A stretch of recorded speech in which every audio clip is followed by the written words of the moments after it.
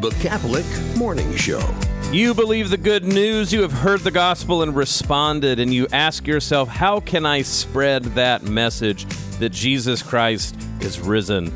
You want to be an evangelist, you want to evangelize, at least in your own way, but that can sound extremely scary, especially if you're not sure what that looks like. But have no fear. The Church, of course, sets before us all sorts of saints and examples, but prime among them is the Blessed Virgin Mary to teach us about what evangelization looks like, especially when maybe we have a flattened or very narrow understanding of what that word looks like. Today on the show, we have with us John Gaffney, who joins us every month down from the Diocese of Des Moines, who's going to talk precisely about what our Blessed Mother can teach us about evangelization. John, thanks for coming on the Catholic Morning Show.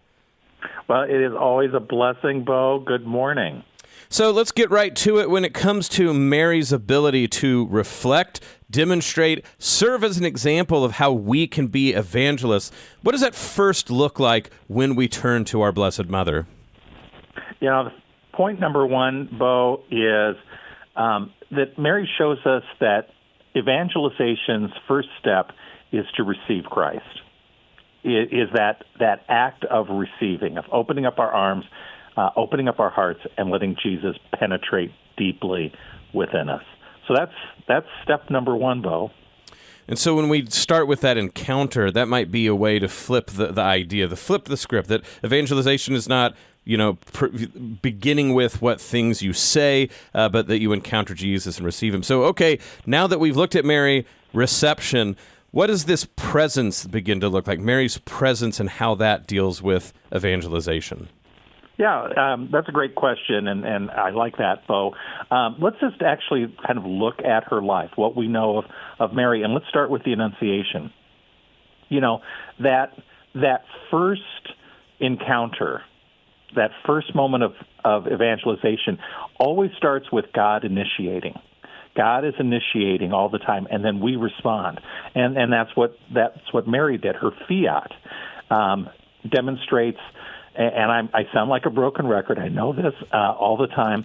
But evangelization, the root of it is prayer, silence, and then surrender. And Mary's fiat is a great example of that. As you said so beautifully, evangelization is not about technique. And so it's really about relationship. And so again, Mary, before she ever speaks about Jesus, she carries him.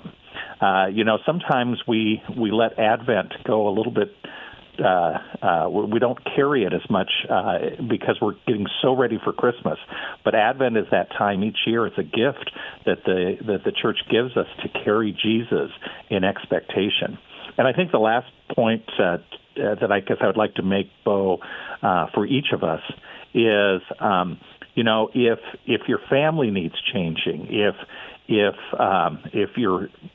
your marriage needs some changes to it, if you need to help your kids or your church or the world, the first thing you got to do is you got to point the finger at yourself and let Christ dwell deeply inside of you, inside of me, and inside of anybody who's listening. That's number one.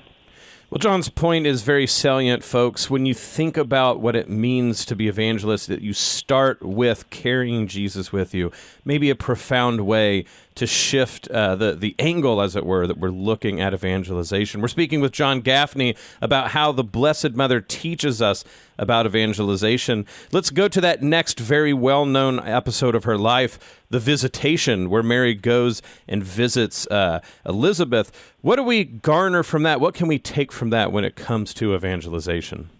Yeah, very simple, Bo. Point number two, Mary evangelizes through presence, not pressure. And that the Visitation is a great example, Bo, because she is bringing Jesus to her cousin through joyful presence. And so if we look at that particular episode in her life, we see that evangelization is outward facing, it's generous, It's relational. If you ever get a chance to go to the Holy Land, you'll see where Elizabeth's at. And again, it's not like she's taking an Uber to get to Elizabeth's house.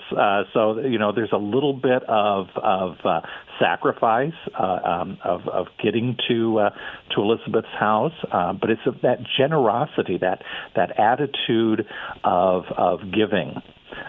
She shows up. And I think that is, I love that. If I ever did a book, you're the book guy, Bo, and the things.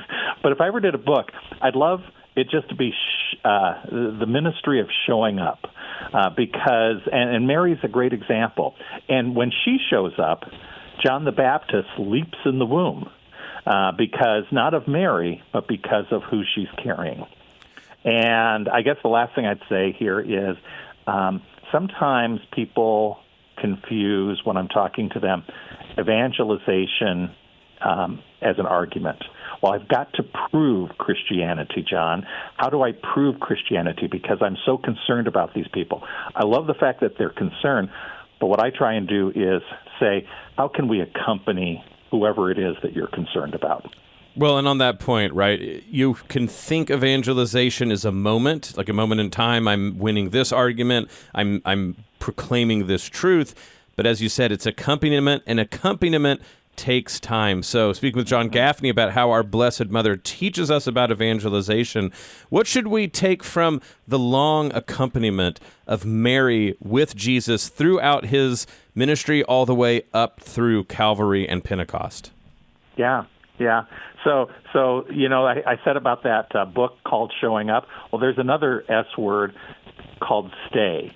And I think that's what really Mary shows us, is what staying power does over a long period of time, when that consistency and that authenticity slowly permeate the person that you're in front of, and that person kind of touches your heart as well. But let me give you a couple of moments where Mary's long-term, patient, faithful response from Cana to Calvary to Pentecost changes. So Cana, she intercedes and guides others towards obedience. Remember, do whatever he tells you.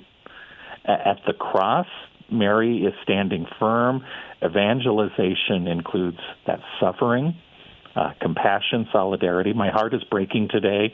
I'm going to share it with you and the listeners.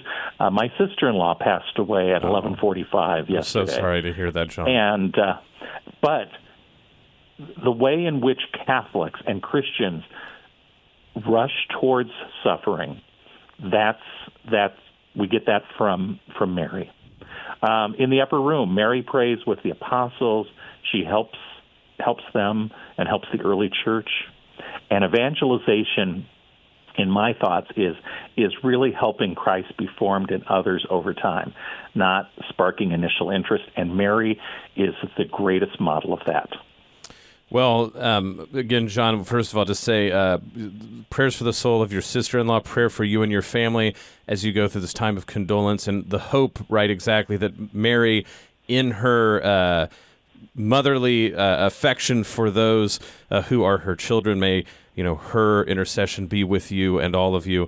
Thank you for telling us about this, to coming on the show, even in a very difficult time, to talk about Mary and what she teaches about evangelization. May her prayers again cover your family, cover all of us, and show us that she is the star of evangelization. That when we look at her, we know the path that we can walk to carry Jesus to others. As always, John, thank you for coming on the Catholic Morning Show. Great to be with you, Bo. Have a great day. God bless you all. Blessings. Listen to the Catholic Morning Show weekdays at 7 a.m. Central on the Iowa Catholic Radio Network, iowacatholicradio.com, or the Iowa Catholic Radio app. What legacy would you like to leave? As part of the Legacy Society, your gift supports the future of the Iowa Catholic Radio Network. By participating in the planned giving process, you can be assured that when you leave this earth, your charitable gift will continue to support this apostolate and its mission of connecting people to Christ. If you're interested in including Iowa Catholic Radio as part of your charitable gift planning, call me, Belle Marasco, at 515-223-1150. Thank you for your prayerful support.